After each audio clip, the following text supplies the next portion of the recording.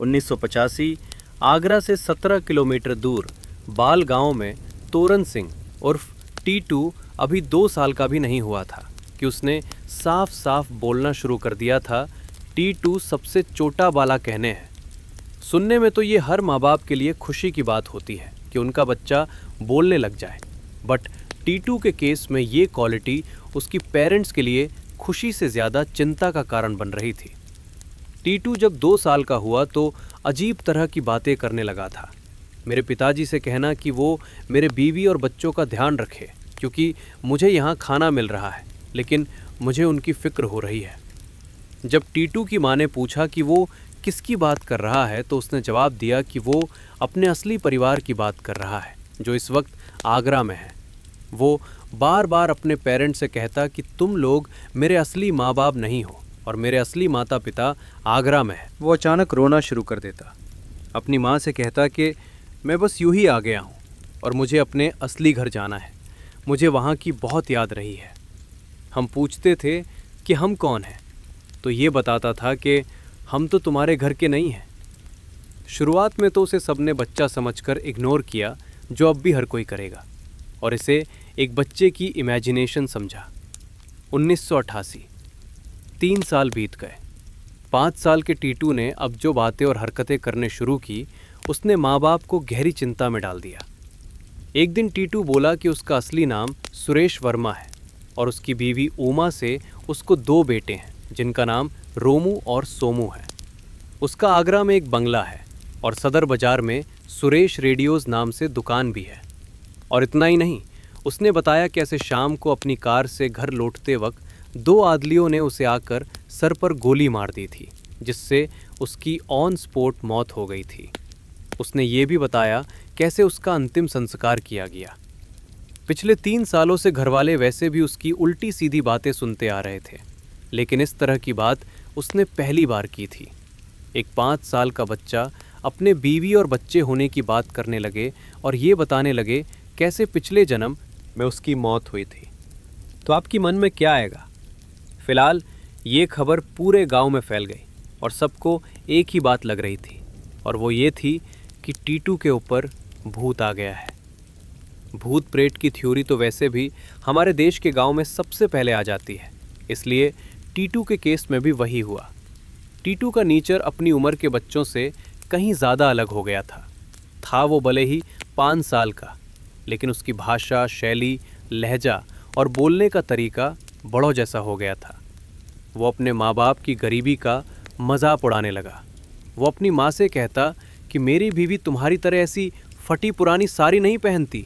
वो ये भी कहता कि मैं इस गंदे से घर में नहीं रह सकता, इसलिए मैं अपने बंगले रहने जा रहा हूँ।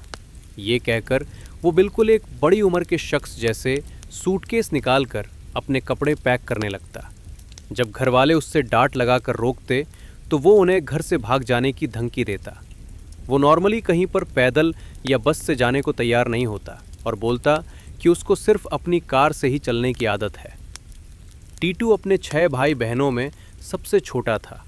उसका इस तरह का बर्ताव माँ बाप के लिए एक बहुत बड़ी परेशानी बन चुका था, इसलिए उन्होंने अपने सबसे बड़े बेटे अशोक से इन सब बातों की सच्चाई पता करने को कहा।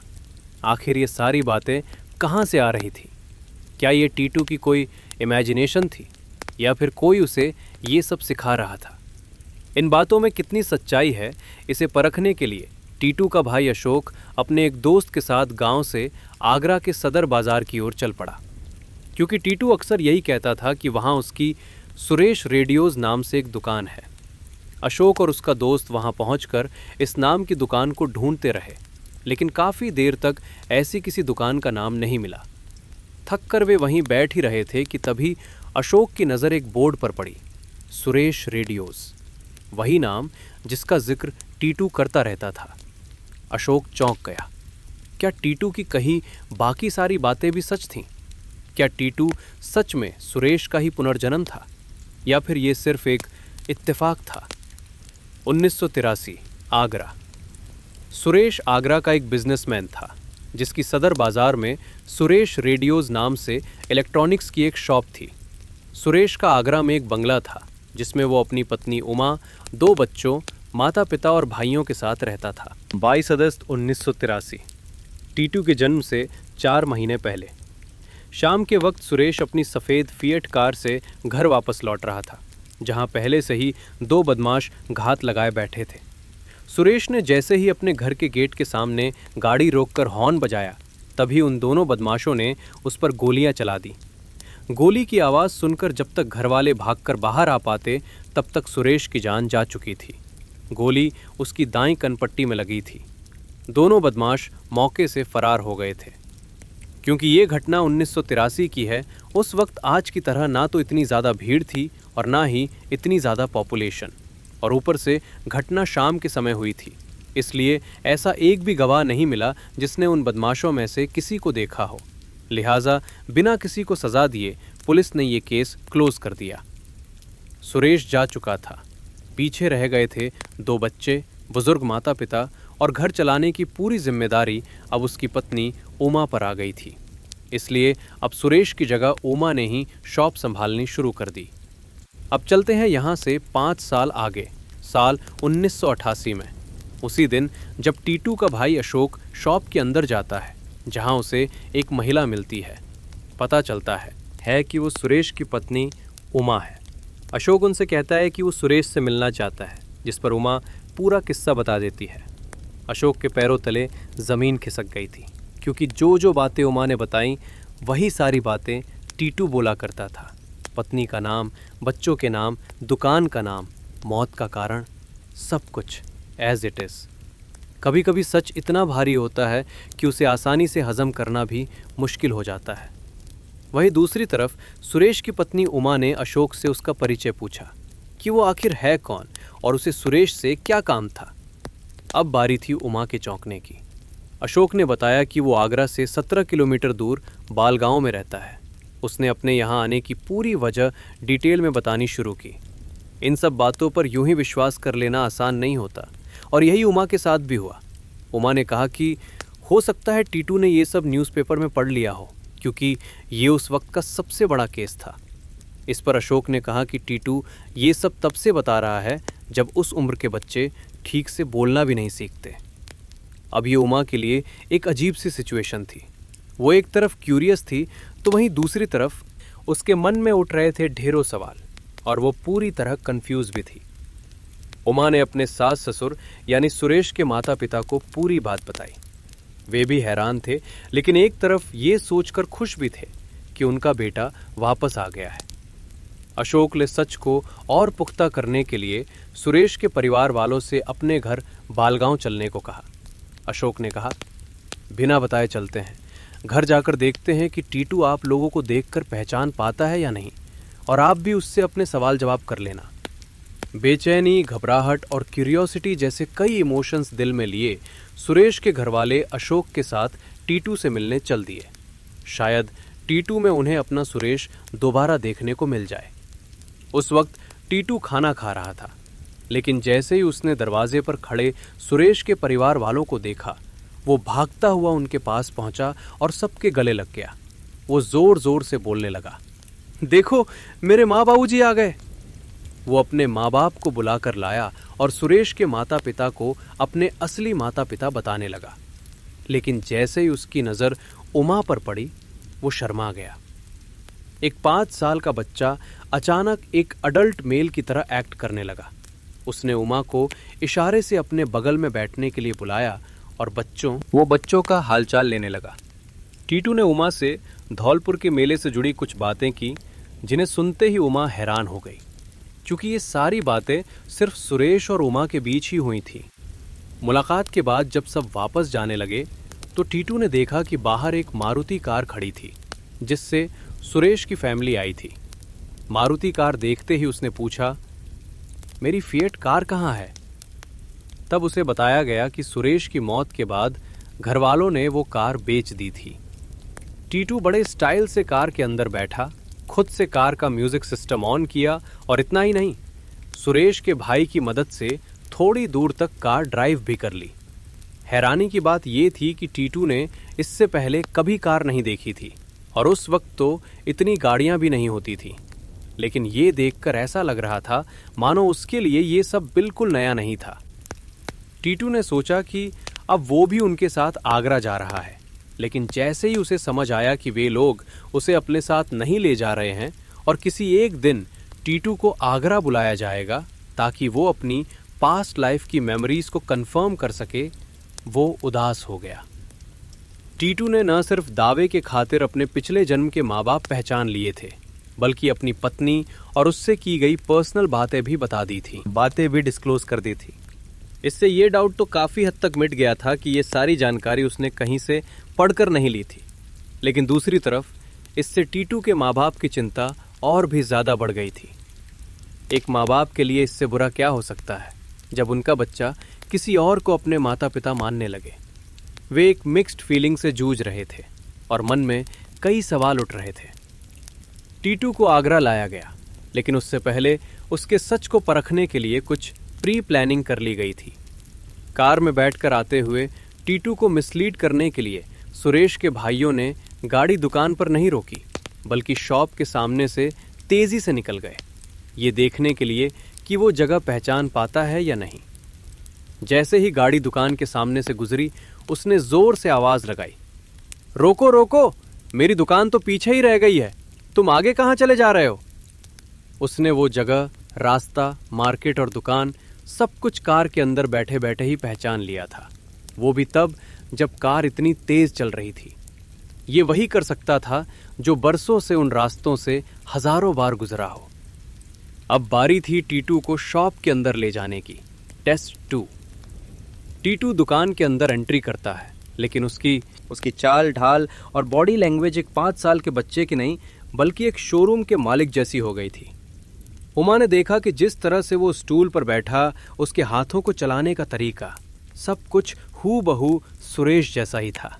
इतना ही नहीं, उसने ये तक पहचान लिया कि दुकान का कौन सा हिस्सा रेनोवेट किया गया है और कौन सा हिस्सा उसके यानी सुरेश के जिंदा रहते एज इट इज था। रिजल्ट पास। टीटू के लिए एक आखिरी इम्तिहान और बाकी था। टेस्ट 3। दुकान के बाद टीटू को सुरेश के घर लाया गया, लेकिन उसके आने से पहले सुरेश के दोनों बच्चों को घर के बाहर मोहल्ले के बच्चों के साथ खेलने के लिए भेज दिया गया। लेकिन यहाँ पर भी टीटू फेल नहीं हुआ। उसने उन मोहल्ले के बच्चों के बीच से सुरेश के दोनों बच्चों को पहचान लिया। रिजल्ट पास। सभी के लिए इतने सारे एविडेंस काफ़ी थे ये मानने के लिए कि टीटू सिंह ही सुरेश वर्मा का पुनर्जन्म है। लेकिन कहानी यही खत्म नहीं होती। मीडिया में ये केस हर जगह छा गया था। इसकी जानकारी दिल्ली यूनिवर्सिटी के प्रोफेसर N.K. चड्ढा को मिली। Professor Chadha doctor Ian Stevenson के साथ रिसर्च टीम में थे। Doctor Ian Stevenson university of Virginia के एक वेल नोन और वे एक सम्मानित रेस्पेक्टेड प्रोफेसर थे जिन्होंने रीइनकार्नेशन पुनर्जन्म पर गहराई से रिसर्च की थी। उन्होंने पुनर्जन्म पर कई किताबें भी लिखी थी। डॉक्टर इयान स्टीवेंसन की सलाह पर एंटोनिया मिल्स, जो एक रिसर्चर और उनकी कलीग थी, टीटू के केस को करीब से स्टडी करने लगी। सुरेश की फैमिली ने बताया था कि सुरेश का नेचर काफ़ी एग्रेसिव और शॉर्ट टेम्पर्ड था। छोटी छोटी बातों पर वो लड़ाई झगड़ा कर लेता था। डॉक्टर मिल्स ने नोटिस किया कि टीटू का नेचर भी इसी तरह का होता जा रहा था। एक बार डॉक्टर मिल्स टीटू के साथ मार्केट चूड़ियाँ लेने गई थीं।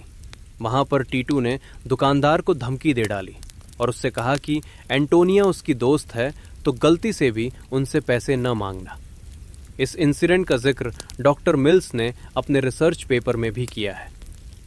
अब सबसे बड़ा सवाल ये था, क्या टीटू को सुरेश के कातिलों के बारे में पता था? क्या उसने उनका चेहरा देखा था जिन्होंने उसके पिछले जन्म में उसकी जान ली थी? तोरन सिंह उर्फ टीटू एक 5 साल का बच्चा अब ऐसे खुलासे करने वाला था जिसने मीडिया जगत में आग लगा दी। टीटू ने बताया कि 28 अगस्त 1983 की शाम, जिस दिन उसे गोली मारी गई, उसने उन 2 बदमाशों में से एक का चेहरा पहचान लिया था और वो शख्स कोई और नहीं बल्कि उसी का यानी सुरेश का एक साथी बिजनेसमैन था। अच्छी बात यह थी कि आगरा पुलिस ने इस केस को सीरियसली लिया। पुलिस ने टीटू के बयान के आधार पर उस आदमी को हिरासत में लिया और सख्ती से पूछताछ की। जिसके कारण उसने अपना अपराध स्वीकार कर लिया। इस कबूलनामे के आधार पर 1983 का सुरेश वर्मा मर्डर केस दोबारा रीओपन किया गया। ये पहली बार था जब पुनर्जन्म से जुड़ा कोई केस कोर्ट में आया। गवाही के लिए टीटू को बुलाया गया। उसने भी कोर्ट में पूरा इंसिडेंट डिटेल में बताया। केस के सबसे बड़े टर्निंग पॉइंट थे पोस्टमार्टम और बर्थ मार्क रिपोर्ट। सुरेश के सिर पर जिस तरह से गोली मारी गई थी, उसी तरह के 2 निशान टीटू के सिर पर मिले। जब उसके बाल हटाए गए तो पाया गया कि उसके सिर पर बिल्कुल वैसे ही 2 निशान मौजूद थे जिनका साइज और शेप सुरेश के सिर पर लगी गोली के एंट्री और एग्जिट वाउंड से मेल खाता था। डॉक्टर इयान स्टीवेंसन ने अपनी रिसर्च में मेंशन किया है कि बर्थ मार्क्स और पास्ट लाइफ की इंजरीज के बीच एक कनेक्शन होता है और यही मान्यता हिंदू धर्म में भी मानी जाती है। कोर्ट में डॉक्टर एंटोनिया मिल्स के टीटू से जुड़े रिसर्च पेपर भी सबमिट किए गए। इन सभी सबूतों के आधार पर आगरा कोर्ट ने ये मान लिया कि टीटू ही सुरेश का पुनर्जन्म है और सुरेश के कातिलों को सजा हुई। ये एक रेवोल्यूशनरी और कंट्रोवर्शियल जजमेंट था जो उस वक्त हर न्यूज़पेपर के फ्रंट पेज पर छा गया था। उन अपराधियों ने कभी सपने में भी नहीं सोचा होगा कि जिसकी जान लेकर वे बच निकले थे वो दोबारा जन्म लेकर लौटेगा और उन्हें उनके किए की सजा दिलाएगा। अब एक आखिरी बड़ा सवाल, क्या टीटू अपने पिछले जन्म वाले माता पिता के पास चला गया या फिर उसने अपने इसी जन्म के माता पिता को ही अपना माना? सुरेश भले ही टीटू के रूप में वापस आया था, लेकिन वो सुरेश तो नहीं था। माना आत्मा वही थी, लेकिन शरीर तो एक बच्चे का था। ना उमा के लिए वो उसका हस्बैंड रह गया था और ना ही उसके बच्चों के लिए वो पिता। सुरेश के फादर भी जानते थे कि अगर मोह में उन्होंने टीटू से ज़्यादा नज़दीकियां बढ़ाईं तो ये बच्चे के भविष्य के लिए सही नहीं होगा। आज टीटू सिंह, जिनका असली नाम तोरन सिंह है, BHU में असिस्टेंट प्रोफेसर हैं और उन्हें आज भी सब कुछ याद है। वो अक्सर आगरा जाकर अपने पिछले परिवार से मिलते हैं। ये अनूठा केस हमें सिखाता है कि लाइफ एक सीधी लकीर नहीं बल्कि एक सर्कल है जहां शुरुआत और अंत एक ही जगह आकर मिल जाते हैं।